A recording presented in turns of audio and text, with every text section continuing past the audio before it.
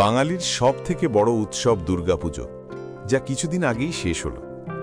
আপনারা নিশ্চয়ই অনেক প্রতিমা দর্শন করেছেন, কিন্তু লক্ষ্য করেছেন কি মায়ের কপালের নিচে নাকের কাছে একটা চিহ্ন আছে?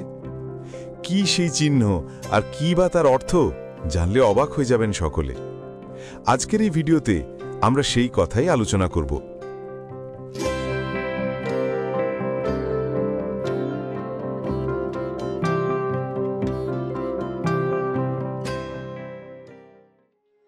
মা দুর্গার কপাল আর নাকের মাঝামাঝি থাকা চিহ্নটি আসলে একটি ঊর্ধ্বনাভ অর্থাৎ মাকড়সার চিহ্ন।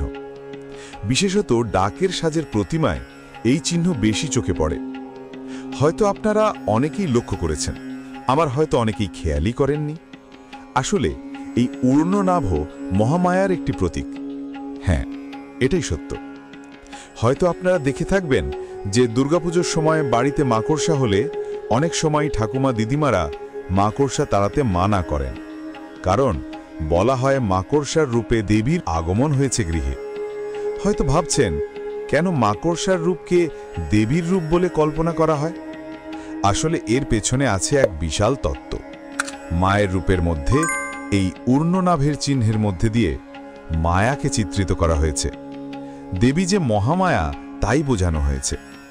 মাকড়সা আসলে গভীর প্রতীকবহ একটি চিহ্ন, যা মায়াকেই চিত্রিত করে।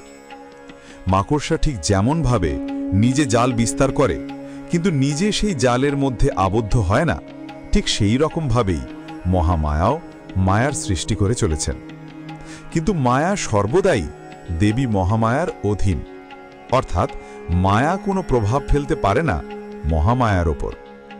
মায়ের মুখে ঊর্ধ্বনাভ চিহ্ন সৃষ্টির মধ্যে দিয়ে আসলে এই মায়ার গভীর তত্ত্বকেই তুলে ধরা হয়।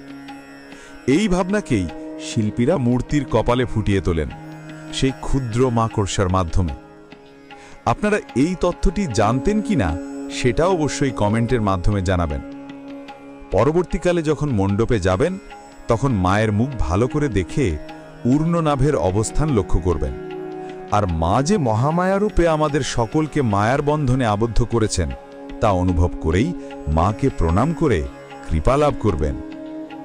এই অজানা তথ্যটি যদি ভালো লেগে থাকে, তবে ভিডিওটি অবশ্যই লাইক করুন আর কমেন্টে লিখুন জয় মা দুর্গা। ভিডিওটি আপনাদের পরিচিতদের সঙ্গে শেয়ার করে তাদেরও জানার সুযোগ করে দিন, আর চ্যানেলটিকে সাবস্ক্রাইব করে রাখুন ভবিষ্যতে এই ধরনের আরও অনেক অজানা কাহিনী জানার জন্য।